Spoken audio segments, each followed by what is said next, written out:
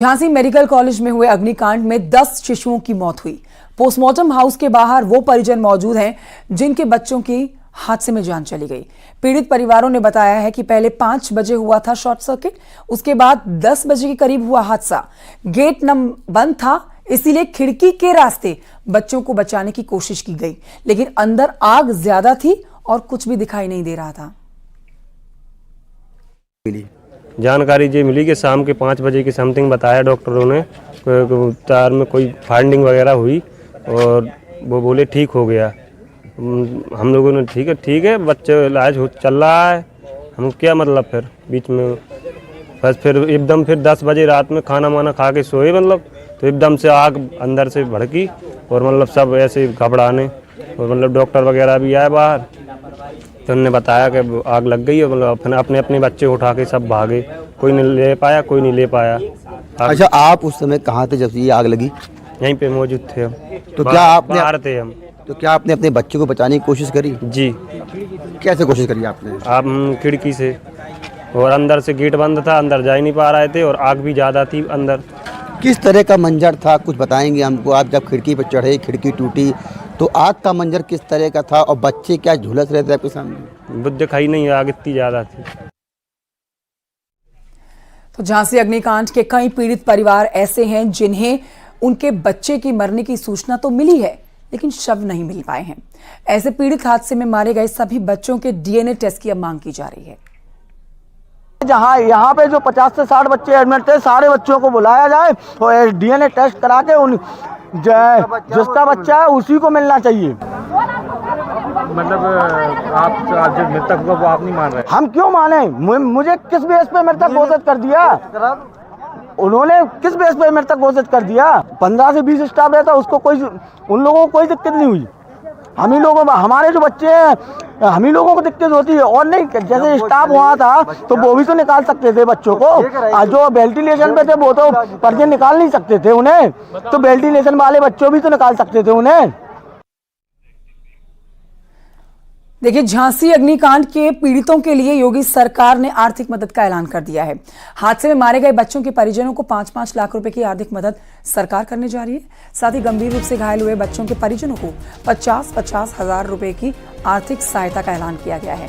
उधर पीएम मोदी ने मरने वाले बच्चों के परिवारों को 2-2 लाख रुपए और घायलों के लिए 10-10 हजार रुपए की आर्थिक मदद का ऐलान किया है। झांसी के मेडिकल के बच्चा वार्ड में भीषण आग से 10 नवजात बच्चों की झुलसने से, दम घुटने से मौत हुई है, जबकि 37 बच्चों को रेस्क्यू किया गया है। शॉर्ट सर्किट, शुरुआती जांच में पता चला है शॉर्ट सर्किट की वजह से हादसा हुआ है। अचानक से ऑक्सीजन के कंसंट्रेटर में आग लगी। आग बुझाने की कोशिश की गई, लेकिन आग फैलती चली गई। आपको ये भी बता देते हैं कि सीएम योगी ने 12 घंटे के अंदर इस मामले की रिपोर्ट मांगी है। डीआईजी और कमिश्नर को मामले की जांच सौंपी गई है।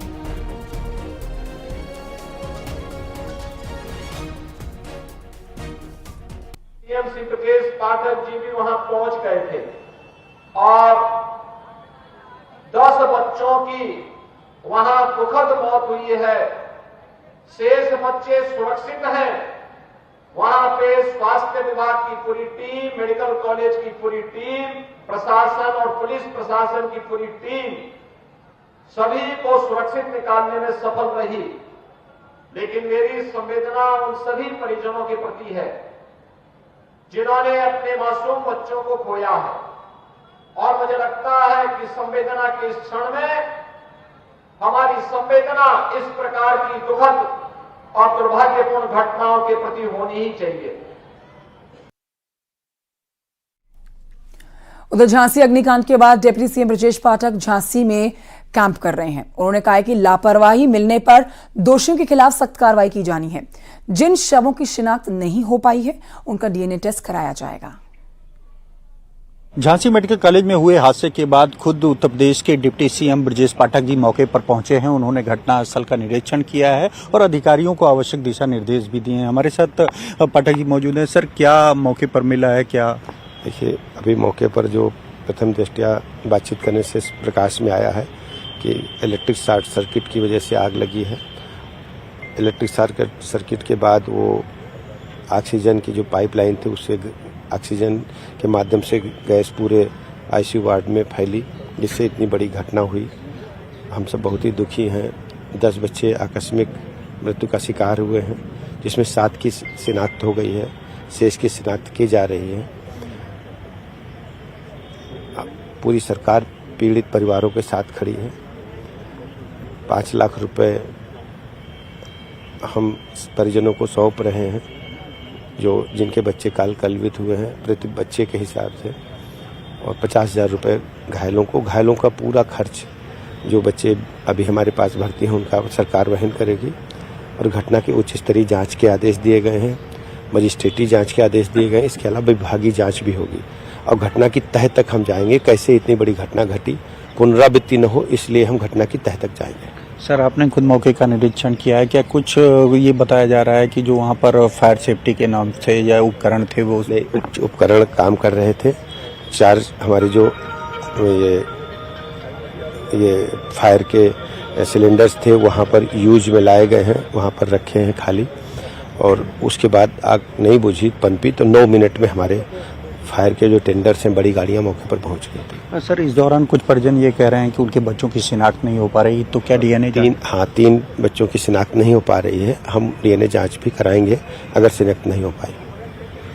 जैसा कि आपने सुना, ये थे उत्तर प्रदेश के डिप्टी सीएम ब्रजेश पाठक जी, जिनका कहना है कि ये बेहद दुखद घटना है। इस हादसे में 10 बच्चों की मौत हुई है, कई घायल हैं, उनका राज्य सरकार निःशुल्क इलाज करा रही है और इस पूरे मामले की जांच के लिए त्रिस्तरीय जांच के आदेश दिए गए हैं। जो भी इस मामले में लापरवाही मिलेगी, जो भी जिम्मेदार होंगे, उनकी जवाबदेही तय होगी, उनके खिलाफ कार्रवाई की जाएगी। और जो परिजन अभी तक जिनके बच्चे नहीं मिल पाए हैं, क्योंकि आग काफी भीषण थी, उसके कारण काफ़ी अधिक कुछ बच्चे जल गए थे जिनकी मौत हुई है, उनका डीएनए टेस्ट भी कराया जाएगा और उसके बाद उन्हें सुपुर्द किया जाएगा। कैमरामैन रवि गुप्ता के साथ Rajiv Pratap Singh, news 18 Jhansi. Jhansi medical college में अग्निकांड में मारे गए बच्चों को पोस्टमार्टम के बाद उनके परिजनों को सौंपा जाएगा। पोस्टमार्टम के लिए 4 डॉक्टर्स का पैनल बनाया गया है। 3 बच्चों की शिनाख्त नहीं हो पाई है। पोस्टमार्टम हाउस पर, जहां पर सभी जो मृतक बच्चे हैं उनका पोस्टमार्टम किया जा रहा है। 4 डॉक्टरों का पैनल पोस्टमार्टम कर रहा है। ऐसे में पोस्टमार्टम रिपोर्ट में क्या आता है वो तो आने वाला वक्त बताएगा। हमारे साथ एडीएम राजस्व वरुण पांडे खड़े हैं, इनसे हम बात कर लेते हैं कि जो पोस्टमार्टम की जो कार्रवाई है वो लगातार जारी है और इन्हीं के निर्देश में कार्रवाई हो रही है। सर, किस तरह की कार्रवाई चल रही है, कितना बड़ा पैनल अंदर है और क्या लगता है कि कितने बच्चों को पोस्टमार्टम हो चुका अब तक? 4 डॉक्टरों का पैनल है, सभी 10 बॉडीज़ को यहाँ लाया गया है और सबका पोस्टमार्टम चल रहा है और संबंधित स्थान पर अभी पोस्टमार्टम के बाद रवाना कर दिया जाएगा। किस तरह के लोग आपके पास आ रहे हैं? कुछ हम देख रहे हैं कि कुछ आपको कागज़ भी दे रहे हैं, वो कागज़ क्या हैं और आपसे क्या जानना चाहते हैं वो लोग?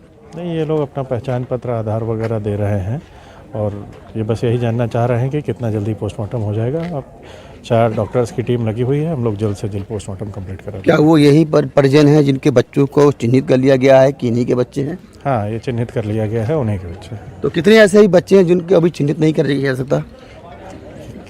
3 बॉडीज़ आइडेंटिफाइड नहीं हो पाई हैं, बाकी 7 बॉडीज़ आइडेंटिफाइड हो गई हैं, उनके परिजनों को हम लोग सौंप देंगे। क्या आपको जानकारी है कि 7 बॉडीज़ कहाँ के हैं? क्या पूरी झांसी के ही हैं या फिर कहीं और के भी? नहीं, ललितपुर के भी हैं, जालौन के भी हैं, हमीरपुर के भी हैं, झांसी के। और आइए आगे बढ़ते आपको बताते हैं, बीजेपी प्रदेश अध्यक्ष भूपेंद्र चौधरी ने झांसी की घटना पर दुख जताया। उन्होंने भरोसा दिया है कि सरकार घटना के दोषियों को छोड़ेगी नहीं। अखिलेश यादव पर निशाना साधते हुए उन्होंने कहा कि अखिलेश को ऐसी घटना पर राजनीति नहीं करनी चाहिए। और सरकार ने एक जांच समिति अलग अलग बनाई है और बहुत जल्दी जांच रिपोर्ट सरकार के पास आएगी और उन सारे पहलुओं की जांच करके किन परिस्थितियों में ये दुखद घटना हुई है और कौन कौन लोग इसमें इनकी भी संलिप्तता पाई जाएगी, सरकार निश्चित रूप से कार्रवाई करेगी। सरकार ने पीड़ित परिवारों को आर्थिक सहायता भी दी है और सरकार की और पार्टी की हमारी संवेदना पीड़ित परिवारों के साथ है। ये बहुत दुखद घटना है। सर, लेकिन अखिलेश यादव का इस पर एक ट्वीट आया है, उन्होंने आपकी सरकार पर तमाम तरह के आरोप लगाए हैं जो झांसी की घटना है इसको लेकर। नहीं, एक दुर्घटना है और इस प्रकार की दुर्घटना में राजनीति वाला विषय नहीं है। हम लोगों को पीड़ित परिवारों के लिए हम क्या कर सकते हैं? सो जो परिवार आज जिन्हें इतनी दुर्घटना के कारण इतना बड़ा उन्हें जान माल का नुकसान हुआ है, तो सरकार पूरी सजग है और सरकार के सजगता के आधार पर मैं निश्चित रूप से कह सकता हूं कि जो भी दोषी हैं, जो भी जिनकी भी लापरवाही इसमें है, उन लापरवाही के लिए सरकार ने जांच समिति बनाई है और जांच समिति की रिपोर्ट आने पर सरकार निश्चित रूप से दोषियों के खिलाफ कठोर कार्रवाई करेगी। ये राजनीति करने का विषय नहीं है। इस समय ये हमारे लिए बहुत बड़ी दुर्घटना है और हम सब लोग मिलकर पीड़ित परिवारों के साथ संवेदना प्रकट करते हैं। और आइए बढ़ते हैं आगे, आपको बताते हैं फूलपुर में चुनाव प्रचार के दौरान सीएम योगी ने अखिलेश पर निशाना साधा। उन्होंने आरोप लगाया कि अखिलेश को राज्य के विकास से कोई मतलब नहीं है, वो सबका साथ और सिर्फ सफाई का विकास चाहते हैं। सुनिए। इनको किसानों से कौन मतलब रह गया? इनको व्यापारियों से मतलब नहीं, इनको विकास से मतलब नहीं। इनका तो एक ही सिद्धांत है कि सबका साथ और सेफरी परिवार का विकास। कुंदरकी से समाजवादी पार्टी के प्रत्याशी हाजी रिजवान ने डिप्टी सीएम के मुस्लिम सम्मेलन पर कटाक्ष करते हुए कहा कि चुनाव के बीच में बीजेपी मुस्लिम सम्मेलन का ढोंग कर रही है। देखिए, वो जो डिप्टी सीएम कह रहे हैं, पहले तो वो अपने गिरबान में झांके। भाजपा ने कौन सा तेजपात के पत्ते की तरह नहीं फेंका? पहले तो मैं उनसे पूछना चाहता हूं, कहाँ है जफर इस्लाम साहब, कहाँ है मुख्तार अब्बास नकवी, कहाँ है शाहनवाज हुसैन साहब? इन्होंने तो खुद फेंक दिया उन्हें निकाल के। दूसरे ये जो आज मुसलमानों के हमदर्द बन रहे हैं, हितैषी बन रहे हैं, आज जो अल्पसंख्यक सम्मेलन कर रहे हैं, मैं इनसे पूछना चाहता हूं, इससे पहले कभी इन्होंने सम्मेलन किए? कौन सा मुसलमानों को पार्लियामेंट में टिकट दिया, मुसलमानों को विधानसभा में टिकट दिया? मुसलमान पर भरोसा ही कभी इन्हें मुसलमान पर कभी भरोसा ना रहा है ना रहेगा। आज जो ढोंग चल रहा है इस क्षेत्र में, वो दबाव का ढोंग है। प्रधान टोपी लगाए फिर रहे दाढ़ी वाले बेचारे। यूपी, महाराष्ट्र, झारखंड में चुनावी गहमा गहमी के बीच में मौलाना शहाबुद्दीन रिजवी ने मुसलमानों से खास अपील की है। मौलाना ने मुसलमानों से कहा है कि वो वोट जरूर करें, लेकिन किसी भी पार्टी का झंडा बैनर ना उठाएं।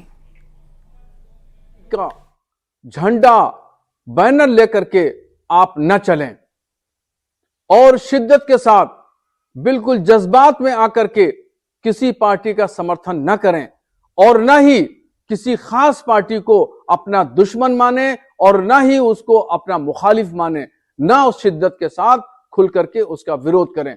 क्योंकि इलेक्शन के बाद में परिस्थितियां चेंज होती हैं, हालात चेंज होते हैं।